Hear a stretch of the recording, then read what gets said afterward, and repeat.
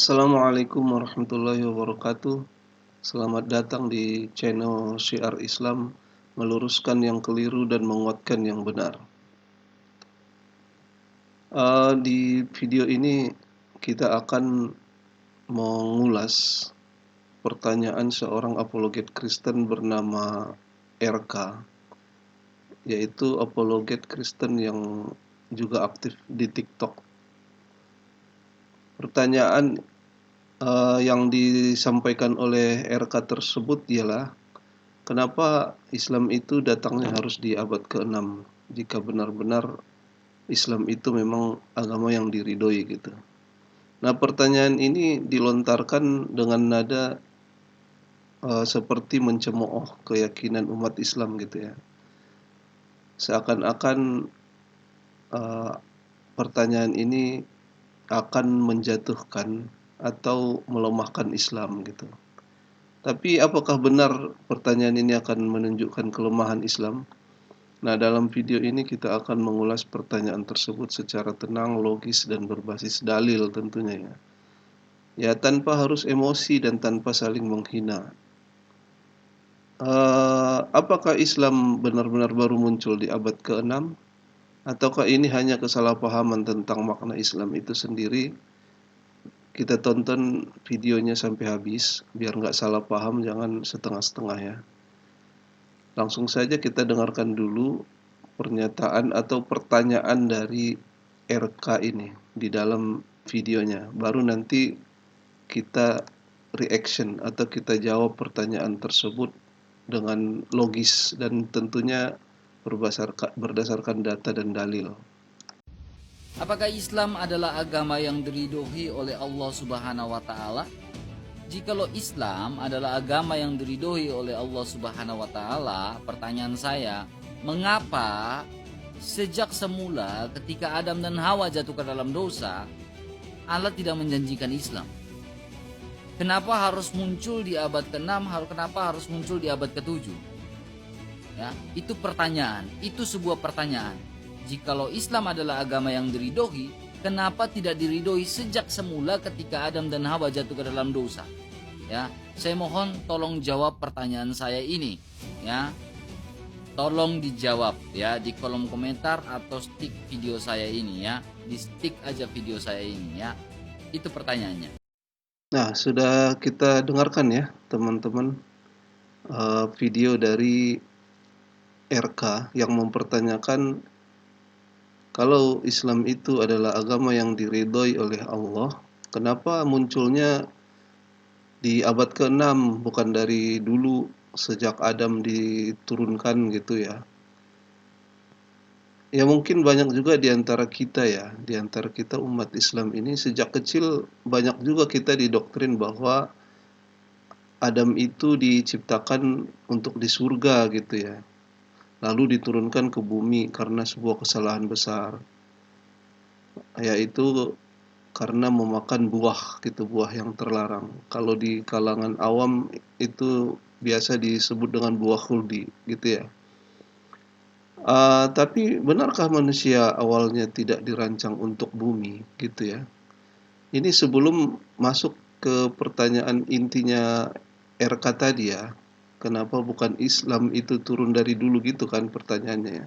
Tapi sebelum kita masuk ke situ, kita harus ulas dulu nih latar belakangnya Adam ini sebenarnya turun ke bumi, karena kan beliau itu menyinggung karena Adam itu dihukum gitu kan ya, diturunkan ke bumi dari surga. Jadi seakan-akan beliau itu memaknai dengan dihukumnya Adam ke bumi itu seakan-akan dia nggak diselamatkan gitu, nggak ada agama keselamatan saat itu gitu ya. Nah, makanya keluar pertanyaan kenapa Islamnya kalau memang diridhoi Allah kenapa nggak dari dulu, biar Adam itu nggak turun ke bumi gitulah, kesannya begitu ya. Nah, di dalam Al-Quran kan jelas sebelum Adam diciptakan Allah sudah menyampaikan kepada para malaikat. Jadi Allah berikrar, disampaikan dulu kepada malaikat bahwa akan menciptakan seorang khalifah di muka bumi. Di surat Al-Baqarah ayat ke-30. Kalau isinya gini, a'udzubillahi minasyaitonirrajim. Wa idz qala rabbuka lil malaikati inni ja'ilun fil ardi khalifah. Qalu ataj'alu fiha man yufsidu fiha wa yasfiku ad-dima' wa nahnu nusabbihu bihamdika wa nuqaddisu lak. Qala inni a'lamu ma la ta'lamun. Nah, Allah berikrar di situ, menyatakan di situ kepada malaikat, wahai para malaikat, dan ingatlah ketika Allah berkata kepada para malaikat, sesungguhnya aku ingin menjadikan seorang khalifah di muka bumi, gitu ya. Lalu para malaikat mempertanyakan, nah, menariknya, malaikat bertanya, apakah kamu akan menciptakan makhluk di muka bumi itu yang akan membuat kerusakan, pertumpahan darah, seperti itulah ya.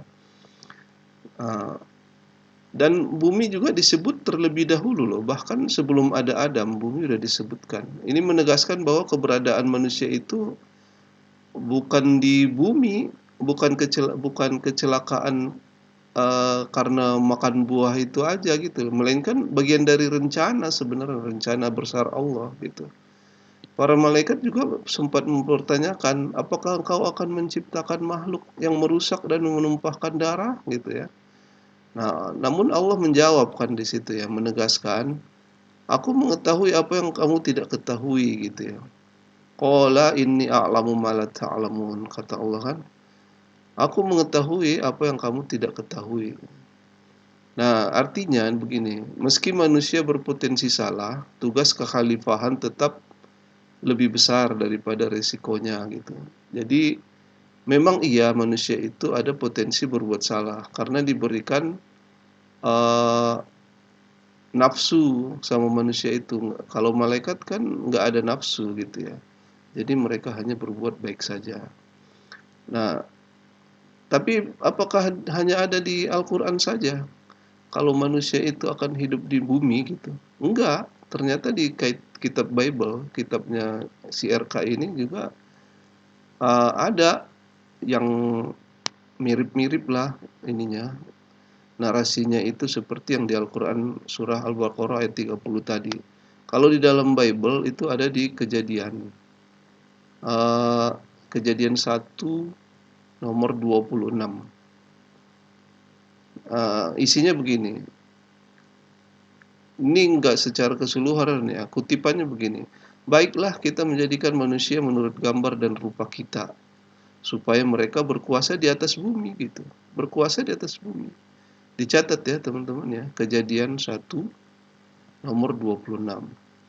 Lalu ditegaskan lagi nih, kembali nih di Kejadian 1 nomor 28-nya. Penuhilah bumi dan taklukkanlah itu gitu. Ini sangat jelas ya, manusia sejak awal memang diciptakan untuk hidup, mengelola dan memimpin di bumi gitu ya. Jadi ada titik temunya nih. Jika disandingkan Al-Quran dan Bible, justru bertemu pada satu pesan besar gitu. Manusia bukan makhluk yang dibuang dari surga gitu, bukan makhluk buangan gitu ya. Bumi juga bukan hukuman. Manusia adalah pemegang amanah dan otoritas gitu. Jadi diamanahi sebagai khalifah, sebagai pemimpin di muka bumi itu. Nah, kesalahan Adam bukan akhir, tapi bagian dari proses pembelajaran manusia. Jadi bukan kesalahan Adam itu sebenarnya yang serta-merta menyebabkan manusia itu turun ke muka bumi. Tapi memang rancangan Allah dari awal gitu ya. Perbedaannya sebenarnya hanya ada di sudut pandang mungkin ya, sudut pandang teologis. Namun tujuan besarnya itu sama. Manusia diberi tanggung jawab moral dan kepemimpinan di bumi gitu ya. Jadi pertanyaannya sekarang bukan lagi kenapa Adam diturunkan ke bumi, tapi apakah kita sudah menjalankan amanah bumi itu dengan benar gitu ya. Karena kita diamanahi untuk memimpin di bumi, mengelola bumi itu dengan sebaik-baiknya. Nah, sekarang kita masuk nih ke pertanyaan intinya. Nah, kalau memang Islam itu memang agama yang diridhoi, kenapa bukan dari dulu gitu kan, pertanyaannya RK ya. Nah, kita jawab, Islam itu sudah ada sejak manusia pertama gitu. Sejak manusia pertama Islam itu sudah ada. Memang banyak orang mengira Islam baru muncul di 1400 tahun lalu, yaitu sejak munculnya Nabi Muhammad SAW. Padahal Nabi Muhammad SAW itu turun diutus oleh Allah hanya untuk menyempurnakan gitu. Makanya di dalam Islam itu telah aku sempurnakan agama ini untukmu, kan gitu kan ya. Nah, faktanya Islam adalah agama sejak Nabi Adam gitu. Karena Islam itu artinya berserah diri kepada Allah gitu. Semua nabi mengajarkan hal yang sama, yaitu tauhid gitu. Itu ada di Quran surah Ali Imran ayat 19. Sesungguhnya agama di sisi Allah hanyalah Islam gitu. Secara uh, dalil begini isinya. A'udzubillahi minasyaitonirrajim. Innad dina 'indallahil Islam. Wa makhtalafa alladzina utul kitaba illa min ba'di ma ja'ahumul ilmu baghya bainahum wa man yakfur bi ayatillahi fa innallaha sari'ul hisab. Sesungguhnya agama yang diridhoi di sisi Allah ialah Islam. Orang-orang yang telah diberi kitab tidak berselisih kecuali setelah datang pengetahuan kepada mereka karena kedengkian di antara mereka. Siapa yang kufur terhadap ayat-ayat Allah, sesungguhnya Allah sangat cepat perhitungannya. Ya gitu ya teman-teman ya. Jadi Islam itu dari dulu sudah ada gitu ya. Kemudian Nabi Adam tunduk kepada Allah. Nabi Nuh menyeru tauhid. Nabi Ibrahim menolak berhala, menyebut dirinya muslim. Nabi Musa dan Isa juga mengajak menyembah Allah yang Esa. Ibrahim di dalam surat Ali Imran ayat 67 ya. Ibrahim bukan Yahudi dan bukan Nasrani, tetapi seorang muslim.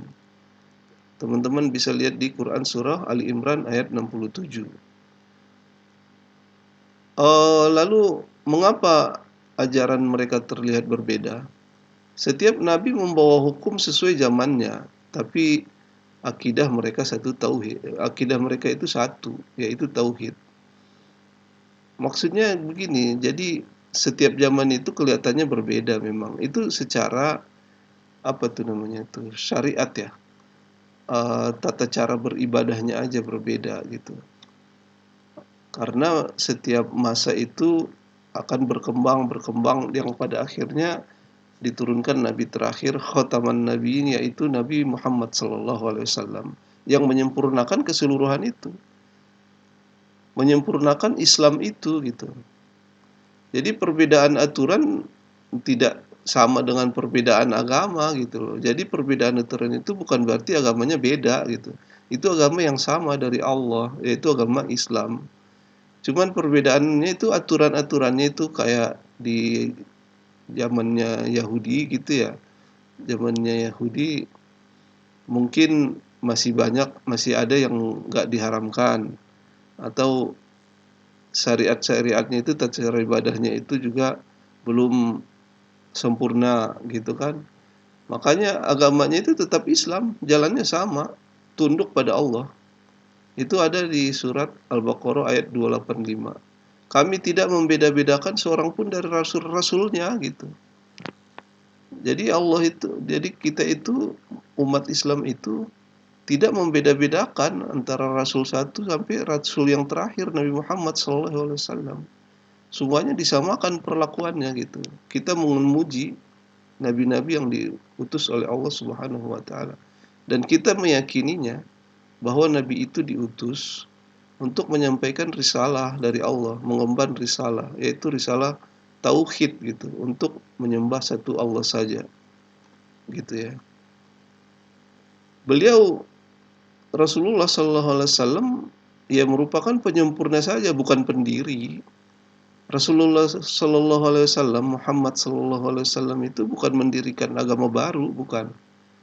akan tetapi hanya menyempurnakan, melanjutkan risalah para nabi. Al-Quran menyempurnakan dan menjaga tauhid. Jadi Islam adalah agama paling awal dan paling akhir. Jadi nggak ada agama selain Islam. Nah itu ada, teman-teman bisa baca di Quran surah As-Surah ayat 13. Dia mensyariatkan bagimu agama yang telah diwasiatkan kepada Nuh, gitu ya. Jadi kesimpulannya begini, Islam itu agama semua nabi. Nah, tauhid itu adalah inti dari seluruh risalah.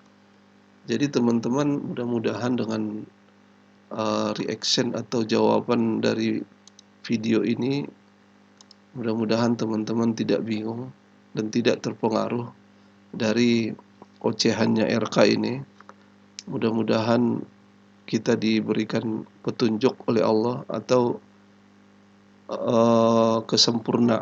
bukan kesempurnaan, diberikan oleh Allah hidayah dan juga kekuatan iman untuk tetap berada dan tetap kukuh menjaga akidah kita sebagaimana Allah berfirman, "Ya ayyuhallazina amanu taqullaha haqqa tuqatih wa la tamutunna illa wa antum muslimun." Wahai orang-orang yang beriman, bertakwalah kalian kepada Allah dengan takwa yang sebenar-benarnya dan janganlah kalian mati kecuali dalam keadaan muslim. Kita berdoa terus, jangan capek-capek, jangan bosan-bosan, kita terus berdoa kepada Allah agar tetap dijaga keimanan Islam kepada Allah Subhanahu wa taala menuju jalan yang lurus. Dengan doa Allahumma ya muqallibal qulub tsabbit qulubana ala dinik. Mudah-mudahan bermanfaat teman-teman ya. Jangan lupa di-share, like dan subscribe channelnya agar kami tambah semangat menambah konten-konten yang lebih bermanfaat lainnya. Sampai ketemu di konten lainnya di Syiar Islam yang meluruskan yang keliru dan menguatkan yang benar. Wassalamualaikum warahmatullahi wabarakatuh.